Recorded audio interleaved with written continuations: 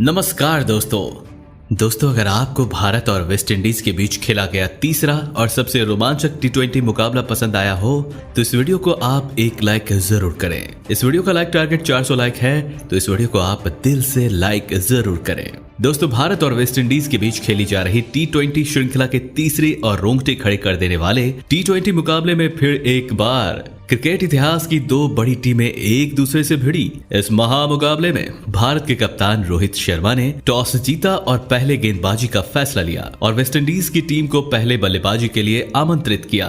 उसके बाद रनों की बारिश करने के इरादे से वेस्ट इंडीज के दो बेहतरीन फॉर्म में चल रहे ओपनर बल्लेबाज मैदान में उतरे। ब्रेंडन किंग और काइल मेयर्स के कंधों पर वेस्ट इंडीज की टीम को इस महत्वपूर्ण मुकाबले में एक विस्फोटक ओपनिंग शुरुआत दिलाने की एक बड़ी जिम्मेदारी थी और वेस्ट इंडीज के इन दो दिग्गज ओपनर बल्लेबाजों ने अपनी इस जिम्मेदारी को बखूबी निभाते हुए आते ही भारतीय गेंदबाज के ऊपर रन बनाना शुरू कर दिया। ब्रेंडन किंग और काइल मेयर्स ने वेस्ट इंडीज की टीम को इस मुकाबले में एक विस्फोटक ओपनिंग शुरुआत दिलाई। दोस्तों, खास करके काइल मेयर्स इस मुकाबले में लाजवाब फॉर्म में दिखाई दे रहे थे। ब्रेंडन किंग और काइल मेयर्स ने मिलकर लगभग पारी के 7वें ओवर तक बल्लेबाजी करी और अपनी टीम को 57 रनों तक पहुंचाया। लेकिन फिर पारी का 8वां ओवर डालने आए हार्दिक पांड्या ने ब्रेंडन किंग को क्लीन बोल्ड कर दिया। ब्रेंडन किंग 20 गेंदों में 20 रन बनाकर आउट हो गए। सेट बल्लेबाज ब्रेंडन किंग के आउट हो जाने के बाद अब वेस्ट इंडीज की टीम की तरफ से वेस्ट इंडीज का कप्तान निकोलस पूरन बल्लेबाजी करने मैदान में उतरे और फिर यहां से सेट हो चुके काइल मेयर्स और निकोलस पूरन ने मिलकर फिर एक बार वेस्ट इंडीज की पारी को संभाला और एक मजबूत साझेदारी बनाना शुरू कर दिया। काइल मेयर्स की विस्फोटक बल्लेबाजी के सामने भारतीय टीम की गेंदबाजी कमजोर पड़ने लगी थी।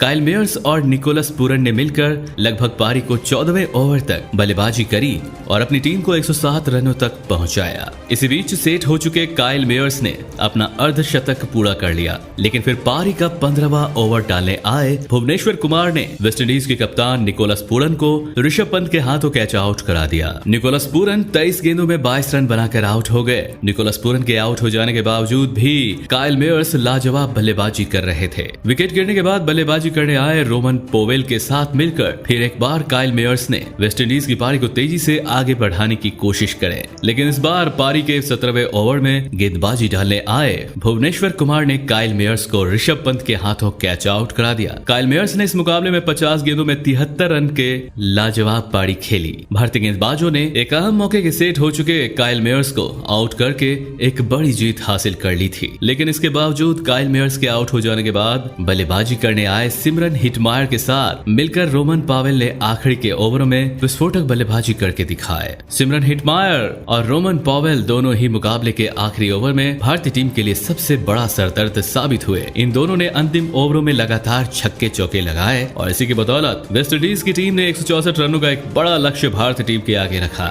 उसके बाद वेस्ट इंडीज से मिले 165 रनों के बड़े लक्ष्य का पीछा करने भारतीय टीम के दो दिग्गज ओपनर बल्लेबाज मैदान में उतरे। भारतीय कप्तान रोहित शर्मा और सूर्य कुमार यादव की इस ओपनिंग जोड़ी से इस महत्वपूर्ण मुकाबले में भारतीय टीम को सबसे बड़ी उम्मीद थी। लेकिन इस बार रोहित शर्मा और सूर्य कुमार यादव की इस ओपनिंग जोड़ी ने भारतीय टीम की उम्मीदों को टूटने नहीं दिया और आते ही बड़े शॉट खेलना शुरू कर दिया। खासकर कि दोस्तों, भारतीय कप्तान रोहित शर्मा इस मुकाबले में गजब के फॉर्म में दिखाई दे रहे थे। रोहित शर्मा ने आते ही एक छक्का और एक चौका भी लगाया। लेकिन पारी के दूसरे ही ओवर में एक पुल शॉट खेलने के चक्कर में रोहित शर्मा चोटिल हो गए और इस वजह से उन्हें मैदान से बाहर जाना पड़ा। लेकिन इसके बावजूद भी भारतीय टीम ने यहीं पर हार नहीं मानी और रोहित शर्मा के बाद बल्लेबाजी करने आए श्रेयस अय्यर के साथ मिलकर सूर्य कुमार यादव ने लाजवाब बल्लेबाजी करना शुरू कर दिया। सूर्य कुमार यादव इस मुकाबले में तूफानी फॉर्म में दिखाई दे रहे थे। वहीं उसका साथ दे रहे श्रेयस अय्यर भी उनका साथ बखूबी निभा रहे थे। सूर्य कुमार यादव इस मुकाबले में 200 की स्ट्राइक रेट से बल्लेबाजी कर रहे थे,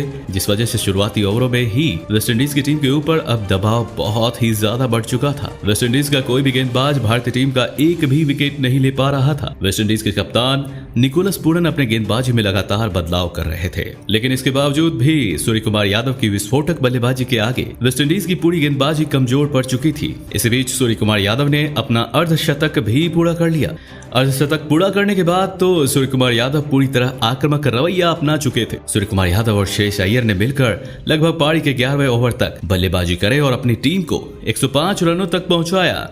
लेकिन फिर पारी का 12वां ओवर डालने आए अखिल हुसैन ने सेट हो चुके श्रेयस अय्यर को स्टंप आउट करा दिया। श्रेयस अय्यर 27 गेंदों में 24 रन बनाकर आउट हो गए, लेकिन तब तक यह जोड़ी अपना काम कर चुकी थी। भारतीय टीम अब एक मजबूत स्थिति में जा पहुंची थी। विकेट गिरने के बाद बल्लेबाजी करने आए ऋषभ पंत के साथ मिलकर फिर एक बार सूर्य कुमार यादव ने उसी रन गति से बल्लेबाजी करना जारी रखा, लेकिन फिर पारी के 15वें ओवर में एक गलत शॉट खेलने के चक्कर में सेट हो चुके सूर्य कुमार यादव डोमिनिक ड्रेक के गेंद पर कैच आउट हो गए।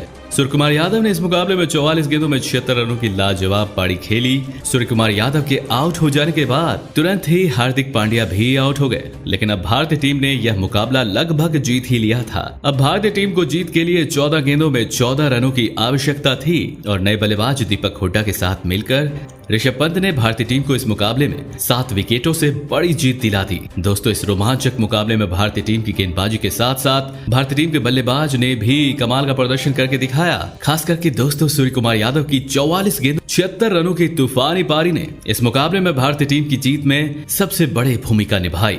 तो दोस्तों, आप सूर्य कुमार यादव की इस विस्फोटक पारी के लिए उन्हें 10 में से कितने अंक देना चाहेंगे? आप अपनी राय नीचे कमेंट में देना बिल्कुल भी ना भूलें। धन्यवाद।